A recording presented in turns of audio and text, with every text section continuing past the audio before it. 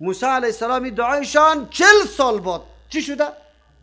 قبول کرده شده و دعای موسی علیه السلام ثمره گرفته.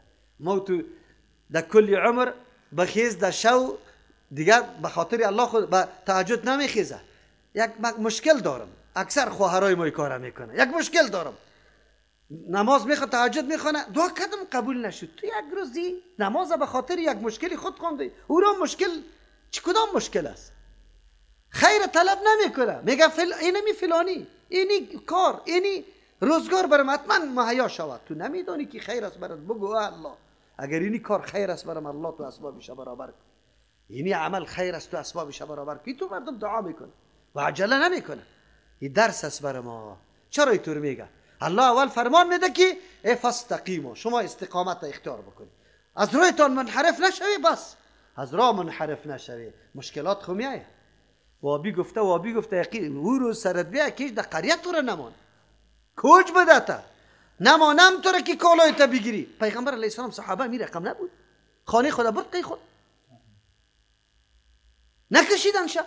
خیر ما تو از او کده زیاد هستیم. او طرف دعوای حق بودنی تا داری، استقامت داری، او طرف باز میگی که برای من ادنا کسی حتی اذیت هم نرسانه. نه ای گپا نه، تو به خاطر الله متعال مجاهده مبارزه میکنی، گپا را بپذیر. و جاوزنا ببنی اسرائیل البحر، ما عبور دادیم بنی اسرائیل از بحر. فاتبعهم فرعون، از پی شدن، از پی همی بنی اسرائیل شد فرعون و جنود و لشکر فرعون، بغیا از روی ضد و عدوا از روی دشمنی. بغیا یعنی یا بغاوت در چیسته، در ظاهر هم داشتن و عدوا در باطن هم داشتن، یا بغیان ضد میکردن و عدوا دشمنی داشتن. نمیماندن که ما خیاره گیر میکنیم دیگه. حتی اذا ادرکه الغرق، قرآن کریم دیگه مسائل تفصیل نمیکن دیگه جای میاد، تا ای که وقت گرفتار ساخت می فرعون الغرق و غرق شدن. قال آمنتو، گفت که ایمان آوردیم، یک دفعه باز، انه لا اله الا الذی، امی یک سخن 3 تعبیر کرده. چند تعبیر؟ آمنتو ایمان آوردیم، بعد از او میگه انه شان سخنی لا اله، نیست حاجت روا مشکل کشا، نیست قابل چیست عبادت و پرستش و بندگی، که الا الذی آمنت به، مگر امو ذاتی است که ایمان آورده به او، که بنو اسرائیل آلی را بشناخته. چرا؟ مشاهده کرده عذاب الله را. اینی را حالت غرغره یا حالت یأس میگه. ایمان توبه تا اینم وقتی غرغره نرسیده قبول میشه. وقتی در حالت غرغره برسی، در حالت غرغره نه ایمان قبول است نه توبه. چرا که تو حالات آینده را مشاهده میکنی، الله به چشم نشان میده. در این صورت باز قبول نمیشه. فرعون در وقت چی است؟ غرغره. قوم یونس علیه السلام هم است، در حالت غرغره نرسیده توبه کرده، از صدق دل الله قبول کرده. دو نمونه را برای ما پیش میکنه که ملت قبل از اینکه در این حالت برسی، از انحراف از بدبختی تان منصرف شوید، توبه بکشی به سوی الله متعال. الله توبه قبول کننده است. از خاطر مدح قوم یونس علیه السلام هم میکنه. خیر امی ملت ما چرا همین قدر عمر در گمراهی تیر کردیم، توحید نمیشناختیم، مقام پیغمبر نمیشناختیم. الله متعال سر ما رحم کرد، اولی قرآن برای ما بیان میشه و بازم ما پشت دور بودم و تبلیغات شروع کنم. بازم امور انحراف دا پیش میگیرم، باز به الله جواب میگیم. چه رقم جواب میگیم؟ دو گپی شد. سوم تعبیرش، و انا من المسلمین، ما از جمله بالکل تسلیم شونده هستم. بله، اینجا مسلمین، اسلام و ایمان یک چیز است. ما بالکل عقیده دارم، قبول میشه. الان عالی، این سخن کی گفته؟ راجع قولی است که چرا در حدیث میاد که در این موقع الله متعال جبرئیل امین روان کرد، در دهن ازی گل زد، در دهن فرعون گل زد که گپ بگوید و برش گفت که الان راجح است کی کلمه را جبرئیل امین برش گفته. عالی عالی عالی. خب کلگی الله ایمان جبری را نمیپذیره که به زور یا چیزی را مشاهد بس چشم ببینی بعد از تو باور بکنی. تاسف در است که یک تعداد مردم عالی فقط این میره دعوا داره که برای ما هر چیز عیانا نشان داده شود. باز فرق چی میشه؟ معتبر ایمان به غیب است، نه ایمان به چشمی سر. به چشمی سر که جهنم آدم ببینه یک نفرم نمیمونه، کلگی ایمان میاره. الان و قد عصیت قبل. عالی از این پیش تو خیلی نافرمانی کردی، چی تسلطا قدرتا داشتی، چی فرمان روایات داشتی، کجا بودی؟ عقل در سرت بود یا نه؟ هوش در سرت بود یا نه؟ فکر میکردی یا نمیکردی؟ چرا یک قدر مدت عمر تیر کردی؟ بسیار سخت است. هر انسان وقتی خواب میکنه باید این کلمه را در یاد خود بیاره که وقد عصیت، از این پیش چقدر نافرمانی ها کرده ای. چرا؟ خب موقع است برای ما و شما. خو اگر عالی برای اینمی حالت برای خود آدم بیاره، موقع یأس نیست. الحمدلله توبه میکنیم، الله چی میکنه؟ قبول میکنه. بدبخت توی انسانی است که همیالی به هوش نمیاد، همیالی به هوش. این داستانه به مو خاطر ذکر نمیشه، این داستانه به این خاطر ذکر میشه که فرعون واری بدبخت، بدمست، کله خراب، مصرف، مجرم، روزش که آمد اعترافه و چی را کرده؟ اقرارا را کرده. نکنه شما در موقع فرعون خود نرسانی، در آخری دایره خود نرسانی. عالی فرصت تو موقع است توبه برای الله بکنه اگر معصیت از پیشتان شده باشه. و کنت من المفسدین، تو بودی از جمله کسایی که یک دم عمری تا فساد تیر کردی. الله. فالیوم ننجیک، امروز تو را در جای بلند میبرم به بدنی که بدنی تو را، نجوا میگه جای بلنده، یا نجات میدم بدن کالبوتی تو را. چرا؟ لتکون لمن خلفک، که باشی تو برای کسی که پشت سر آمده نیست، آیتا عبرت شوا برای دیگران. بنی اسرائیل بیچاره سالا که بیگار فرعون کشیده بود، ظلم فرعون دیده بود که فرعون غرق قوم شد. مردم که میگه از سایه فلانی میترسه، مردم سایه خودش نیسته، از چوبش هم اینجا باشه میگه حکمت میتونه. چرا؟ که خیلی ظالم بود. زمانی که غرق شد بنی اسرائیل میگفت نه غرق نمیشه و باز میبراید. بزدل بودن، میلرزیدن. الله متعال به خاطر که با چشم سر ببینه کالبد فرعون در بغل بحر انداخت. و نظر به بعضی اقوال تا آلی رم در موزیم مصر چی هسته؟ مومزدگی امو جسد امو فرعون است. اما یقینی گفته نمیتونیم. چرا؟ هر پاچای مصر به نام چی یاد میشد؟ فرعون. این معلوم نیست که امو فرعونی موسی علیه السلام است یا کدام فرعون دیگه. و این کثیر من الناس، الله اکبر، چه درس عظیم است. بعد از داستان الله متعال بیان میکنه در یک کلمه، در کل داستان ما را متوجه میسازه. چی میگه الله متعال؟ و این کثیر من الناس، یقینا بسیاری از مردم. کلمه کثیر میگذاره، کمی مردم هسته که یک کمی هوش داره، بیدار هستن، با مجرد شنیدن تور داستان ها در هوش میاد. نقصان، قصور، کوتاهی که قبلا داشته او را چی کرده؟ جبیره کرده. و این کثیر من الناس، یقینا بسیاری از مردم، عن آیاتنا، از نشانه های ما، از دلایل توحید ما، از احکام ما، از آن چیزایی که مایه عبرت و درس گرفتن است، لغافلون، بخبر هستند. خبر نداره، آنوزم در خواب غفلت است. الله اکبر، چی درس عظیم است. فرعون با او پاچایش روز فرار رسید که خود در نجات داده نتانست. امون نیلی که سرش فخر میکرد که در زیر چی میاد فرمانی ما جاریست، امون نیل غرقش کرد و خود در نجات داده نتانست. انجام و عاقبت دنیا، سرنوشت دنیا اینمی چیز است. ما در فرعون نمیریم، نزدیک پاچای سابقی خود در یاد خود میاریم. ظاهر شاه خان کجا هستن؟ کجا گم شدن؟ کدام طرف رفتن؟ بازم ما در دنیا دل بسته کنیم، بازم درک نکنیم حقیقت زندگی را، که حقیقت زندگی چیسته. ما از همه خاطر میگم که یک لحظه عمر ما بدون خدمت دین تیر میشه، بدون دعوت دین تیر میشه، یقینا سخت خساره کردیم بسیار. چرا این دنیا وفا به کسی نداره؟ مرد او کسی است، هوشیار او کسی است که از لحظات عمر خود یقینا استفاده کرده و این را قیمتی ساخته. و قیمتی وقتی میشه که آدم در خدمت دین تیر کنه به خاطر رضای الله. الله نصیبی ما شما بکنه. در غیر از دنیا به هیچ کس پایدار نیست. کلانا رفتن با امو حشمت و با امو ساز و برگشان. ولقد بوأنا بنی اسرائیل، بله نوبت همین مستضعفین هم رسید. مستضعفین چی میکنه؟ نوبت ما و شما میرسه. امروز اگر از مسجد رانده میشیم، شاید یک روزی باشه مسجد کلش از تو باشه، اما الله متعال تو را میبینه که نعمت الله را شکرگزاری میکنی یا تو هم فرعون میگردی. کدام رقم میشی؟ مجاهدین ما همونطور نبود. از کدام حالت ضعف الله در کدام قدرت رساندشانه؟ اما امروز در کجا هستند؟ کدام قانون سری خود عملی کرده روی انتخابات میکنه؟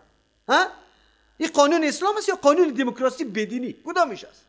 جواب بگوین. قانون بدینی است، سری خود تطبیق میکنی، پابند از روستی. مملکت اسلام، ولی سرنوشت پاچا تعیین شدن ما که بزرگترین گپ است، این به قانون دموکراسی باید تعیین شود. این چه رقم است؟ قانون اساسی است، ماده 3 هیچ قانون خلاف قانون اسلام نیست. این کدام قانون است؟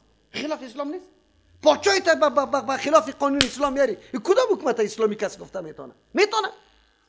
پدری کس گفته نمیتونه که اسلام است. دلیل تیر کنه. نعمت الله را شکرگزاری نشوه، اینی حالات است، ذلت است. ولقد بوأنا بنی اسرائیل، جای داده بودیم برای بنی اسرائیل مبوأ صدق. در لغت عربی هر چیزی که او پایدار، خیلی بهتر باشه، خیلی ارزشمند باشه، کلمه صدق قطعش یک جای میشه. کلمت صدق، فعل صدق، اینمی قسم. مقام صدق، مرتبه که راست واقعیت داشته باشه، اینمی را میگه. جایی که یقینا عزتمند، خیلی بهتر، خوشگوار. و رزقناهم من الطیبات، روزی داده بودم برای بنی اسرائیل از چیزای پاکیزه، حلال، خوشگوار. فما اختلفوا حتی جاءهم العلم، اختلاف نکردن مگر تا او اندازه که آمد برشان دلیل، علم آمد، تورات فرا گرفتن، ملاها زیاد شد، علما زیاد شد، یک دم اختلافات شروع شد. چرا؟ نظری خود داخل کرد، نظری خود داخل کرد. یادتان باشه که ائمه دینی طور نبوده و نه اراده داشتن، نه امام ابو حنیفه، نه احمد ابن حنبل، نه مالک، نه شافعی رحمت الله علیهم. و فقط درس داده بودن، گروپ جور نکرده بودن. گروپ ملاهای دیگه در پشت سرش جور کرده، ای امت پارچه پارچه کرده، پارچه پارچه، 4 ټوټه جور کرده شد. هر کس فضایل مجتهد و ملای خود بیان کرده رویسته، دیگرها را سرکوب کرده رویست. در مدارس بری شیخ الحدیث ها چی میکنه؟ حدیث پیغمبر خراب میکنه به خاطر که مذهب بالا شود. این کدام دین است؟ قرآن سرنوشت بنی اسرائیل برای ما بیان میکنه و اختلاف نکرده بودن، همونطور مردم یکسان بودن. زمان اختلاف کردن که علم برشان آمد، معلومات تورات برشان پیدا شد، خو اختلاف کردن، چی شد دیگه؟ ان ربک، بله اینجا خو اختلافا پیدا شد، علم هم موجود بود، کتاب هم موجود بود، مرجع موجود بود. باید امی اختلاف یا رفع میکردن، باز متحد متفق زندگی میکردن، لیکن این مردم متفق زندگی نکرد، شاخ شاخ شد، یکی با دیگه زدن شروع کرد. الله متعال میگه بله چرا زدن میکردی؟ ترک رفع الیدین سنت پیغمبر میدونی، رفع الیدین سنت پیغمبر نمیدونی، مسجد سر شیلا میکنی؟ ها چرا؟ این ربک یقضی بینهم، یقینا پروردگار تو فیصله میکند در بین امی مردم که اختلافات کرده.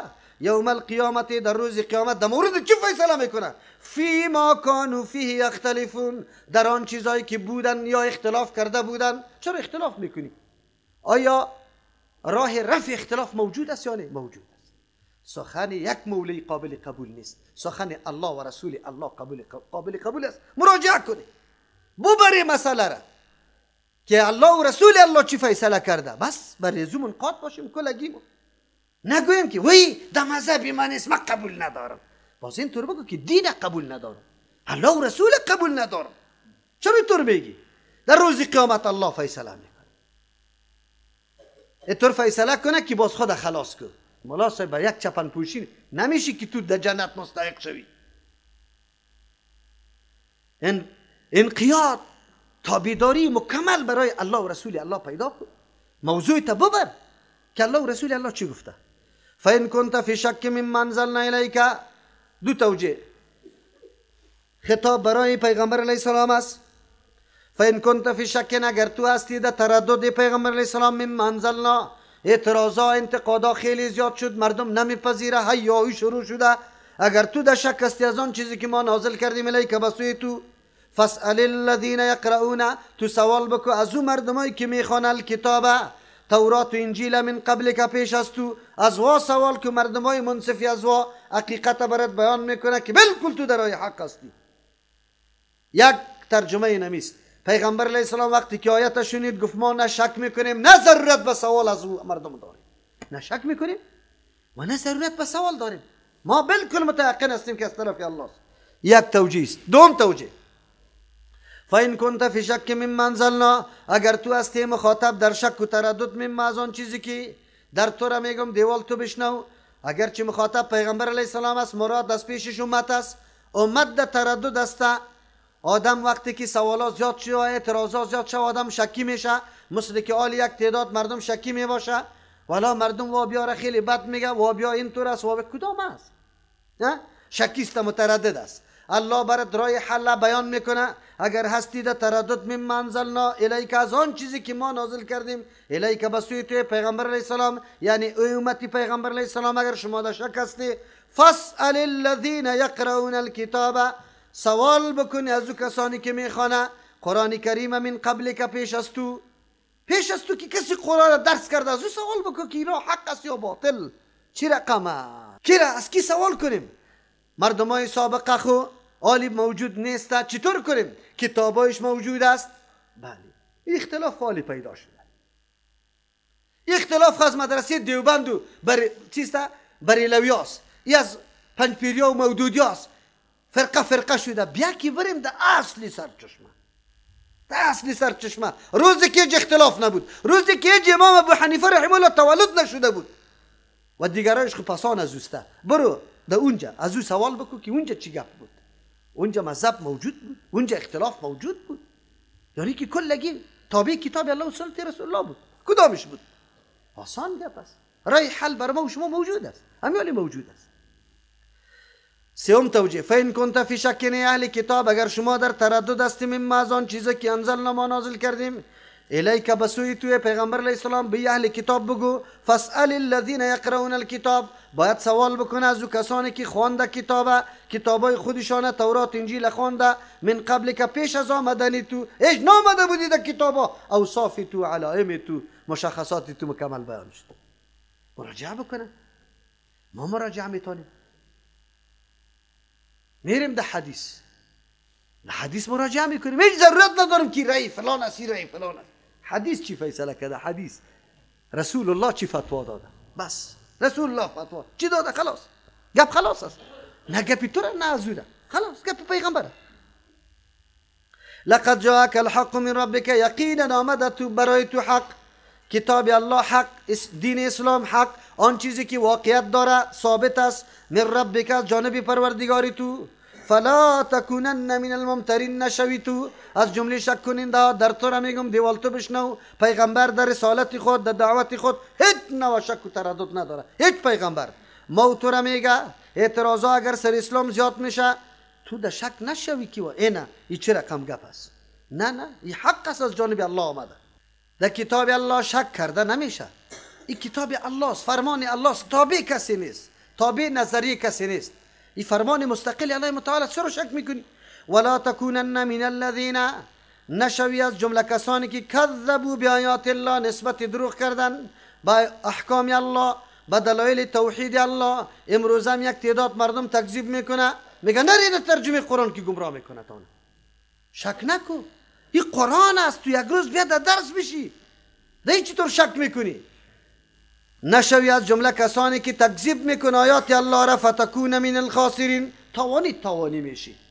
خود خدمت به دین نکردی، خو لیکن گرفتی مردم هم از دین یابی و از دین فهمی منع کردی، بازو از جمله تاوانیستی. تو خود 20 سال در مسجد شده به مردم یک صفحه قرآن ترجمه نکردی که مردم میفهمید که چی گپ است، ولی امی قوم مقتدید روان است در مرکز قرآن، تو برش میگی نروی اوجا نرو. چرا نرم مولی صاحب؟ چرا نرم؟ من این مردم ایران هستم، این مردم یک روز نمیگه که مولی صاحب چرا نرم؟